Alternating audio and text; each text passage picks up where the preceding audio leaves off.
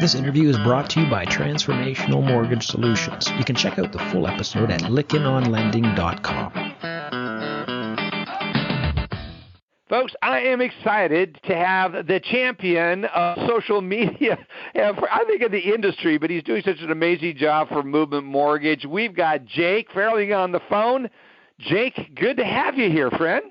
So excited to be here. I'm with the head, the leader, the godfather, all of the above of podcasting in our industry. So you're going to make me blush. We're just starting this out.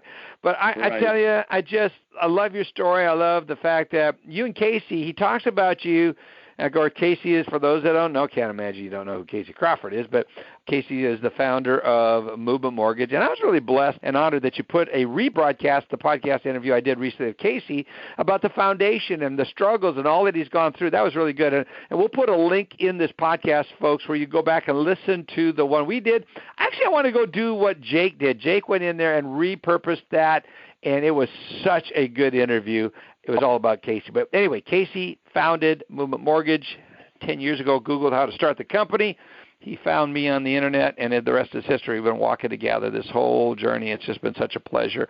And then I meet this other tall guy thinking, like, is there hiring requirements at Movement Mortgage? Is you got to be over 6'5"? Because I'd never get hired. I always stand on my tippy toes when I'm around you guys.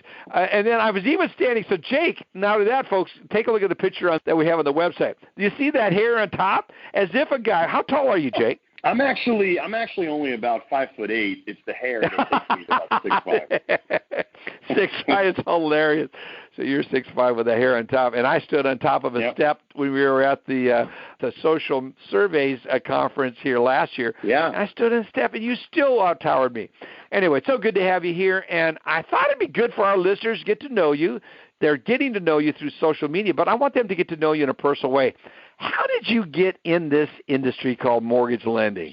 Yeah, it's a really traditional story, David. I got to be honest with you. No, so I worked for 10 years in sports, and so most of the jobs were in sales and marketing and communication, and I spent it basically, if you can imagine, every United States national governing body, I worked for them. So I started at the U.S. Olympic Committee, and then I went to the U.S. Golf Association, and then I worked for USA Baseball and the International Baseball Federation. So really Olympic sports dominated my, the first 10 years of my career. Yeah.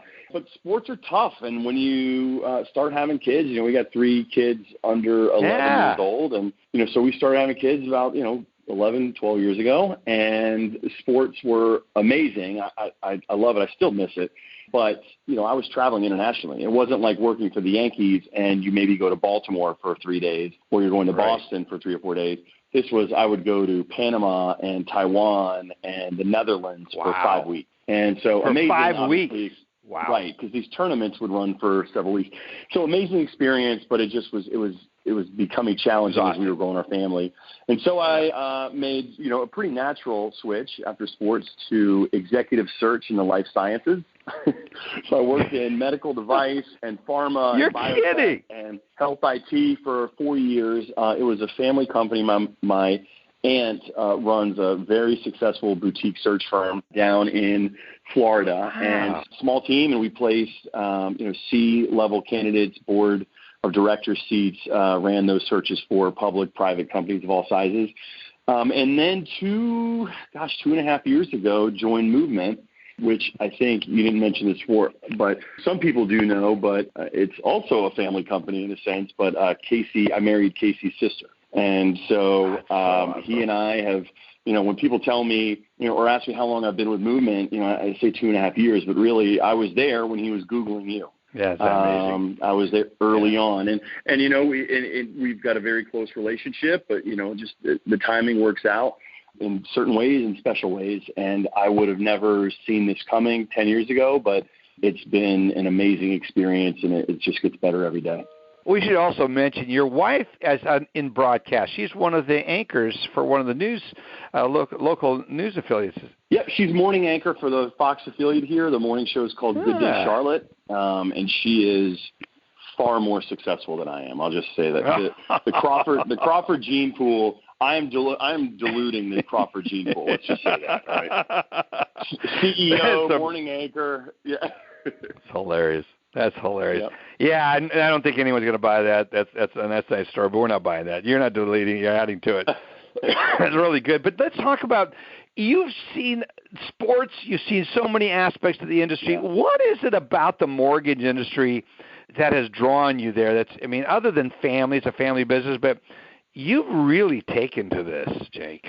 What is it about? Yeah, so I think let's be honest. I mean, movement is unique. So we've got a CEO that again, you mentioned Casey. He's good at a lot of different things, but I think even he'd tell you that he is a marketer at heart, and he cares a lot about the brand. And so to come into a company where a lot of times you see companies working backwards. They're trying to define their mission on the fly. They're trying to define their brand on the fly.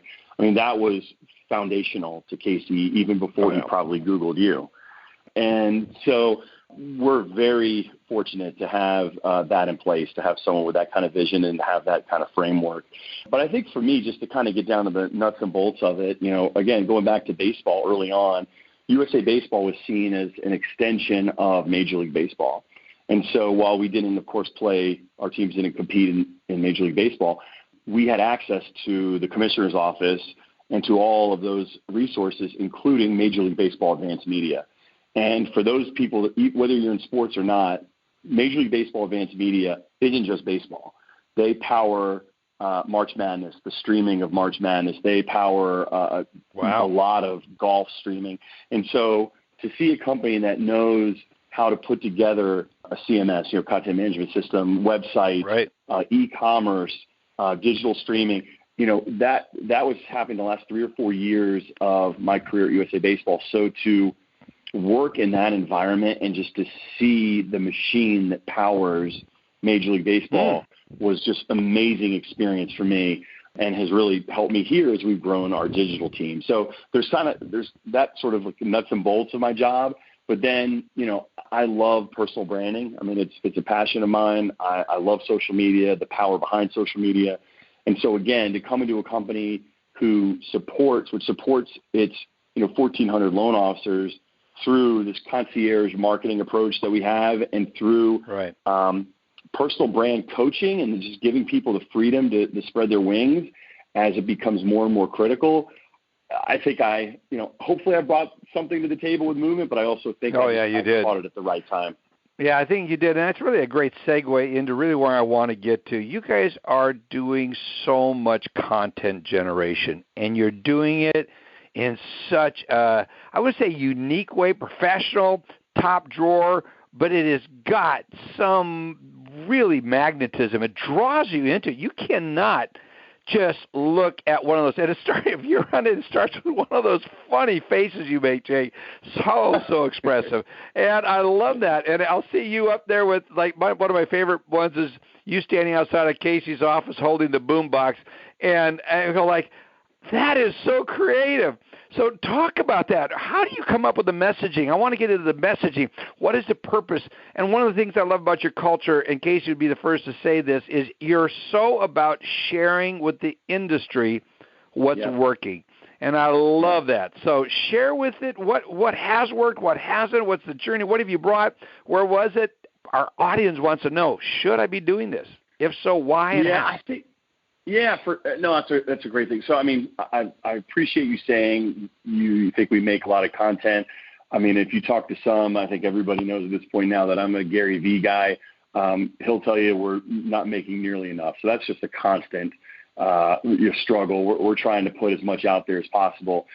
For us, I am fortunately surrounded by a team here that is just incredible. And what we've really tried to challenge everybody to do is, don't work in a vacuum. Put together many, we call them personal boards of director or board of directors. So, I challenge everybody, whether you're a copywriter, whether you're a videographer, that's so good. To have 3 or 4 loan officers that are on speed dial that, okay, I think this idea is good, but at the end of the day, not most of the people in here have not originated. And so your idea may seem cool to you, but once it actually gets deployed out in the field, it could be useless.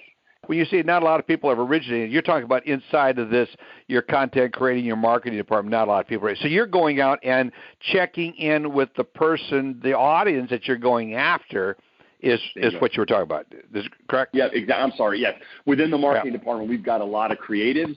But not a lot of mortgage people. But not a lot of mortgage people. And so, we challenge people to put those boards of directors together. And it's been, I think, a game changer for us to create content that we know is going to get deployed into the field.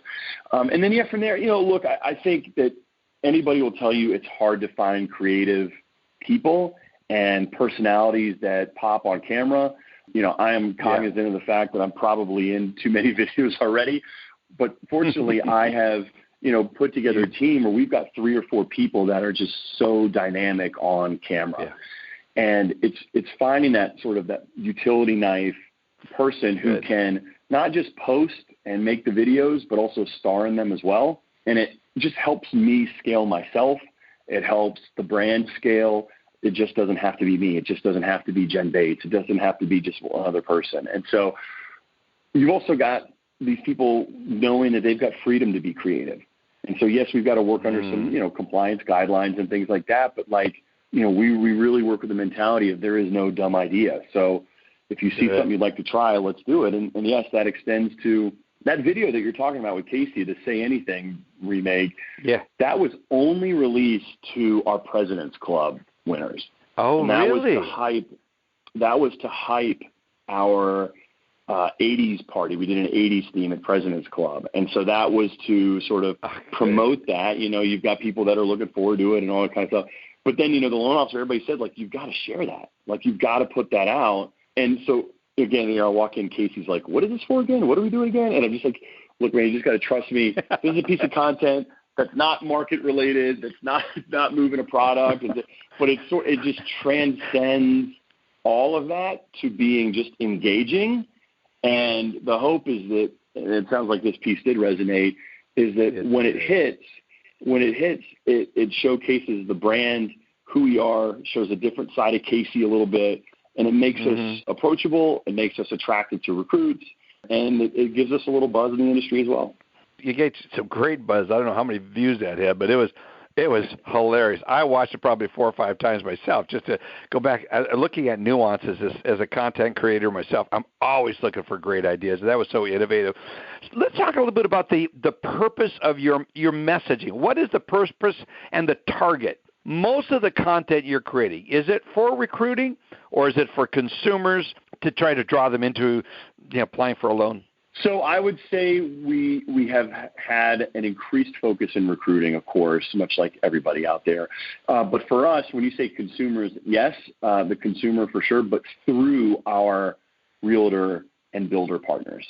And so a lot of times we talk about B2B2C, and we want to become a content factory for our loan officers that they can share to their partners, that those partners can then use to educate borrowers, to draw in borrowers, and get it to a point where they don't want to go anywhere else. Those agents, those builders, they don't want to go anywhere because they know, hey, if I'm working with movement, among those that are my top people to go to, I know that I'm going to get great shareable content because that's what everybody's craving. Everybody out there is like, I don't know what to post. What do I put? What do I create? Help me. I don't know.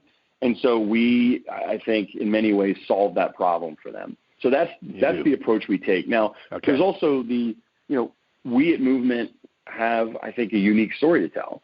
So we also want to be sure to sprinkle that in as well. Our 10K program, every month we're giving $10,000 to a different charity, and what our foundation is doing with schools and our not-for-profit co-working centers and just everything else that we've got going on. So, we kind of walk that line, right, if we want to support our loan officers and their partners, but we also want to continue to drip out the story of Movement because, look, we got a lot of people that work for Movement that aren't originators, that aren't loan officers. Right. So we need to remind them why they chose Movement in the first place as well. That's good. So how much do you do for just internal messaging? I think it's such an effective tool. Gosh, hard to measure, right? But I think we do a lot. I am, at my core, I think if you made me drill it down to one thing, I'm a communications guy. And so I'm a big believer in internal comms. And, shout out to Liz Foster, who runs our intranet. We call it the Hub. We have got one of the most well-stocked, resource-laden intranets that I have ever seen. And, every morning we send out an email to the field that's like Skim, for those people that subscribe to Skim in the morning. Yep. That gives everybody from ops, again, to loan officers, their basically what they need to know for the day. And so we've got just a steady drip of that, and all those resources exist online.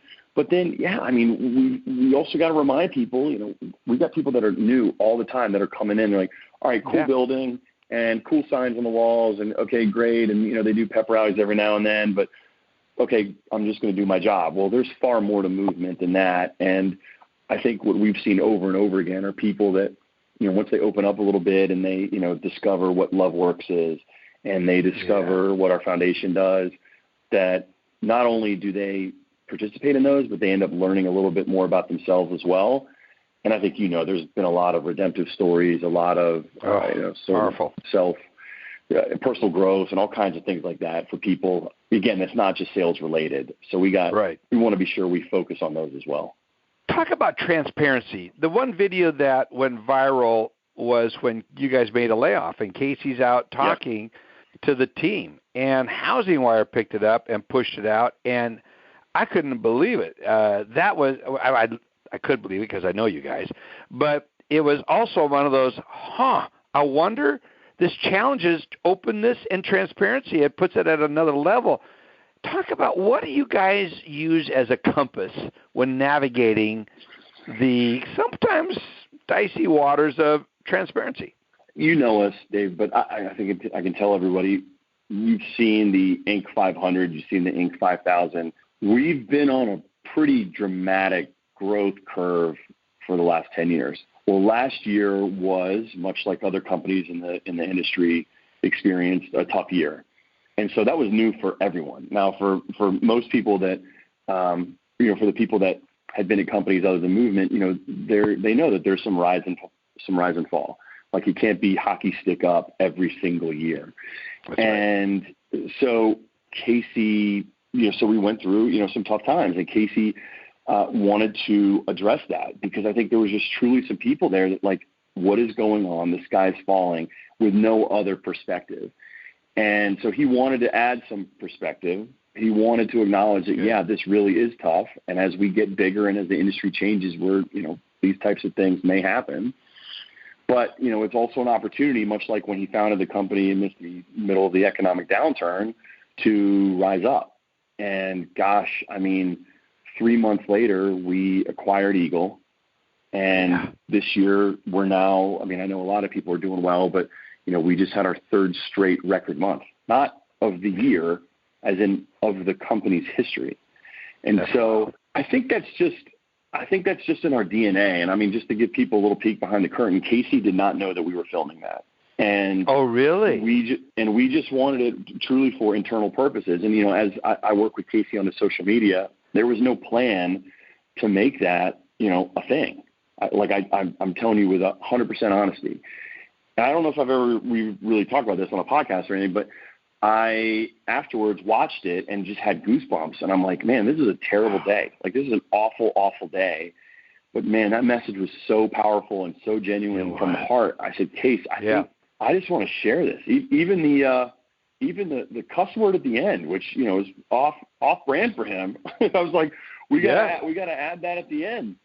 And he writes back, he goes, let's do it, which I got goosebumps right now saying it, because I was shocked that he said that. And so Adam O'Daniel, who's our head of communications in here, I think it ultimately was his idea to push it out. And so he and I just sort of sat and looked at the text back from him, and we said, we're going to push this out. And to your point, it had incredible traction and just showed I think, some unique transparency.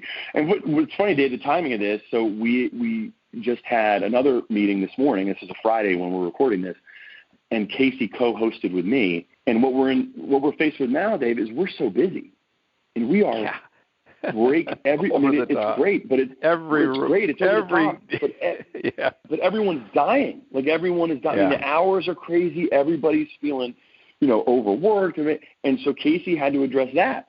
And so I just reached out to him, and I'm like, hey, man, you want to run the play again? And he said, look, let's make a social media piece out of it. Again, he didn't know that we were recording, but I told him afterwards, hey, we've got this in the can if you want it. And so I think we're going to put a piece out here shortly that sort of, spin it on its head. Like now, awesome. This is a good problem to have. And it's funny where we were, almost a year ago. So let's just make sure we've got the same mentality of continuing to move forward and be grateful for everything that's going on right now.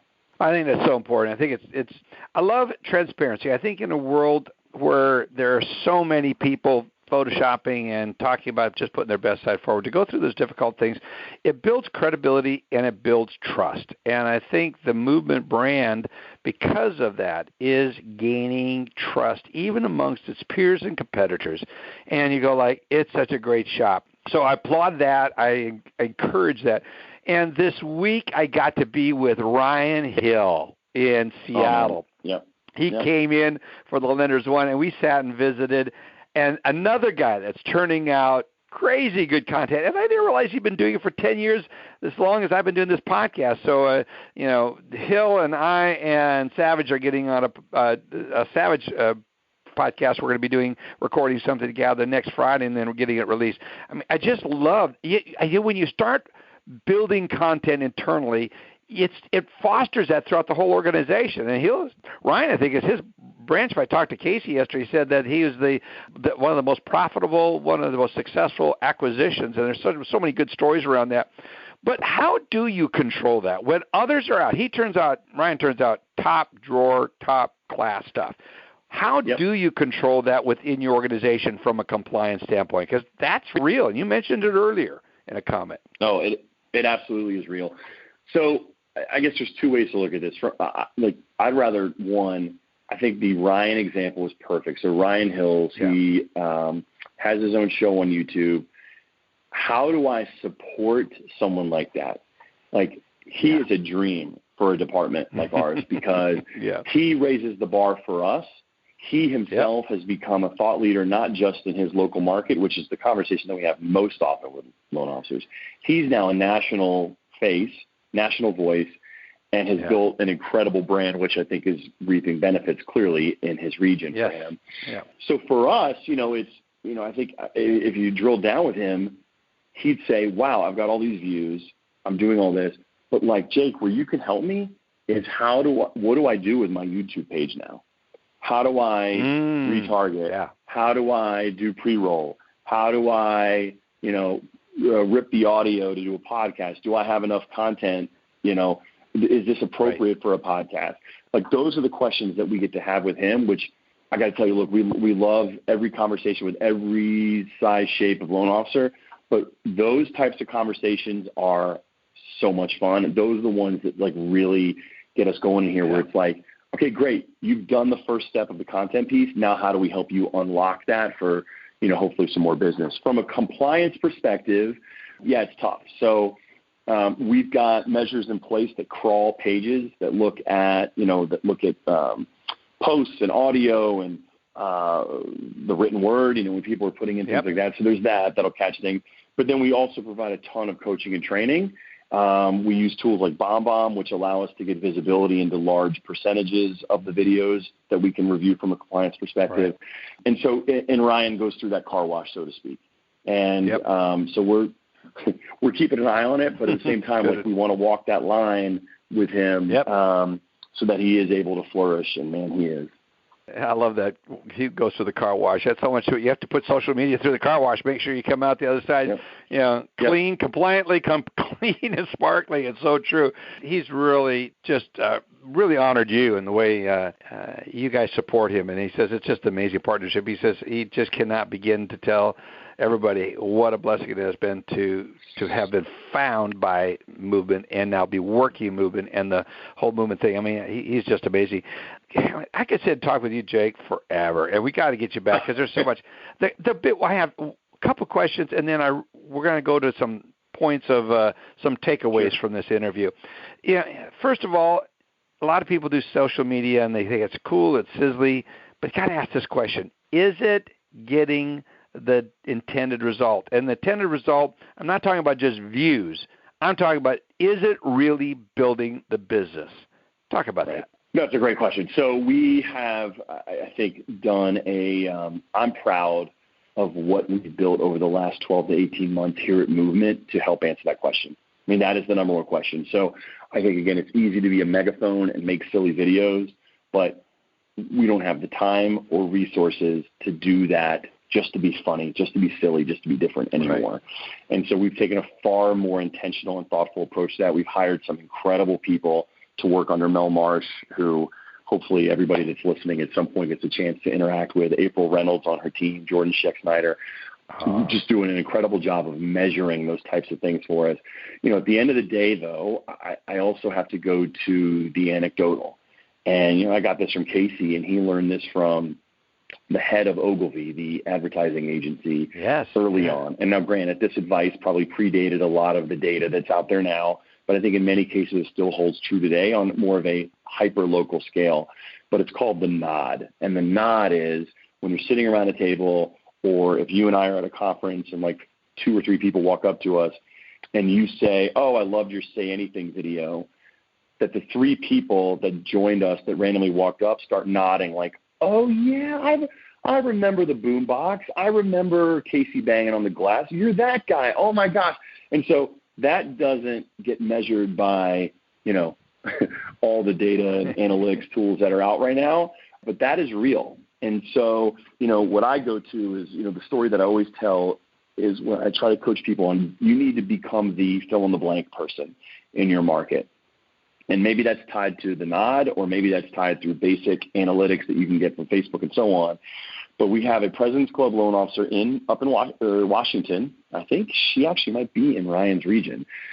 And I saw her at President's Club, and she kind of told me this amazing story. But she won an auction in her market for 30-minute consultation with me. And wow, some big deal or some big it was a big deal, right? But anyway, she called me. Yeah. And she, you know, sometimes when you talk about social media, you get frustrated, you get angry, you're like, "Oh, everything's changing. I don't know what to do. It's paralysis by analysis. Why? Blah blah blah blah blah." And so she called me and she's like, "I don't even know why I got this. I don't even know what to say to you. Like, I don't even know how to, like, what should we talk about?" I'm like, "All right, first of all, calm down." But we talk about, for her, I said, "Well, let's reverse engineer this. Like, what do you like to talk about? What would you love to talk about with someone other than mortgages?" And she's like, "Dogs. I love dogs." I'm like, "Okay, well, talk to me about that." And she's like, "Well, I foster dogs, and I tell people where they can adopt dogs, and I know, like, how to train dogs and all this stuff." I'm like, "So you're going to be the dog person." Remember I talked about the fill in the blank? You're the dog person.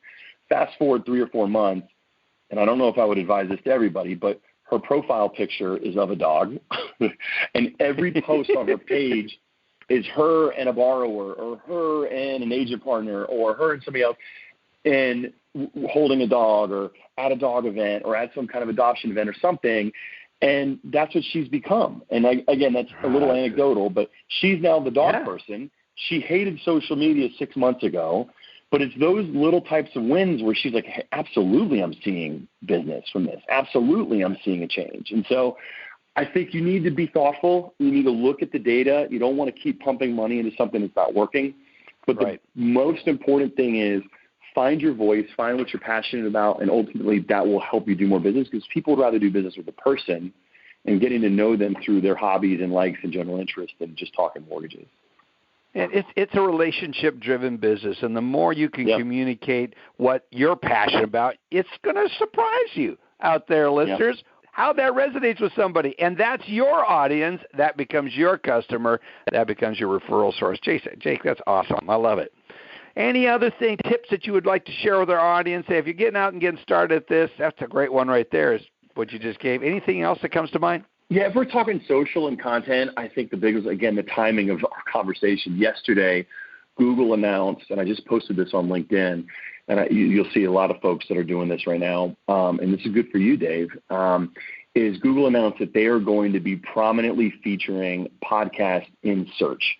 So normally you'd have to write the Lykken on Lending podcast in search, but now you can put Lykken on Lending, and it's going to, you know, again, I'm going to get way over my skis here on the algorithm, but it's going to be able to pull it up or recognize it far more prominently. And you'll see that they post each episode now as little blurbs or as little icons in the search function that let you play the podcast directly from the search page, which is good. As you know, yeah. I heard them do that. Yes, that's huge. It's enormous, and I think again just speaks to the rise of voice and the rise of audio. And I mean, you're seeing folks like you and Phil Treadwell and Dustin Brom and Jason Frazier and Josh Pitts and all the married cast of characters that are that have these podcasts.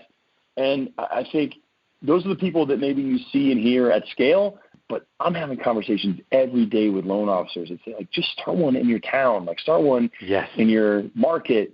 And if you don't look at the the listeners, don't even pay attention to that at all. Just build slowly.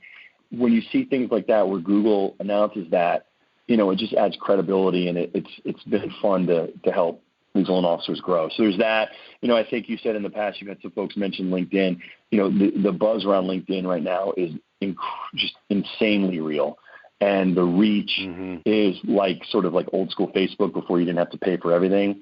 And so, hopefully at this point, people in the industry have a strong profile and they're posting about, things that are related to the industry. But now is the time to build that profile, to build that platform for you right now. Start small, short form, couple paragraphs on something, and then you can grow from there. And then I think the other one too is, just pay attention to Instagram.